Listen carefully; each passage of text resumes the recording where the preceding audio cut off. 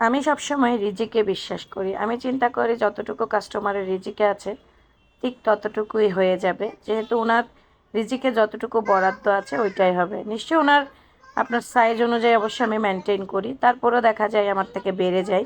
তো এই কারণে আমাকে সবাই বলে আমাকে দিয়ে বিজনেস হবে না। হ্যালো এভরিওয়ান, আসসালামু আলাইকুম। এই কথাগুলো কেন বলছি আমি ডিটেলসটা আপনাদের সাথে এখনই শেয়ার করছি। তো যারা এই মুহূর্তে আমার ভিডিওটা দেখছেন, কে কোথা থেকে দেখছেন অবশ্যই কমেন্ট করে জানাবেন। আর আমার ভিডিওগুলো ভালো লাগলে প্লিজ একটা করে লাইক শেয়ার করে দিবেন অ্যান্ড একটা করে কমেন্ট করবেন। তো আমার এই কেকটা কখন আসলে আমি ঠিক আপনাদেরকে এক্স্যাক্টলি ডেটও বলতে পারবো না। আমি অনেক বেশি লেজি একজন মানুষ।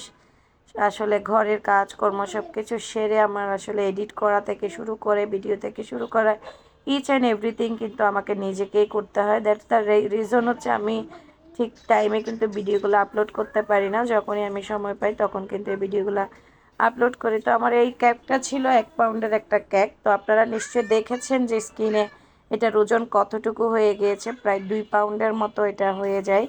তো যাই হোক, এটা 2 পাউন্ডের কাছাকাছি হয়ে যায়। যখন এটা হয়ে যায় আমি দেখি প্রফেশনাল বেকিং আপুরা কিন্তু যখনটা ক্রাম কোটিং করার পর তারা যখন দেখতে পায় আপনার ওয়েটটা বেড়ে গেছে তখন কিন্তু তারা সাইজ ছোট করে নেয়। কিন্তু আমি না, কেন জানি এটা পারি না। আমার কাছে এটা খুব খারাপ লাগে। আমি চিন্তা করি এটা ওনার রিজিকে এতটুকুই বরাদ্দ ছিল। সো যার কারণে এটা সাইজটা এত বড় হয়েছে। এটা কেটে আমি ছোট না করলেই বা কি আর হবে, আমার আর কতটুকুই বা লস হবে। কিন্তু এই জিনিসগুলো চিন্তা করে আমি কখনোই কাটতে পারি না। তো তার জন্যই সবাই আমাকে অনেক বকাঝকা করে যে এইভাবে চিন্তা করলে কখনো বিজনেস হবে না, বিজনেসের ক্ষেত্রে এভাবে চিন্তা করা যায় না।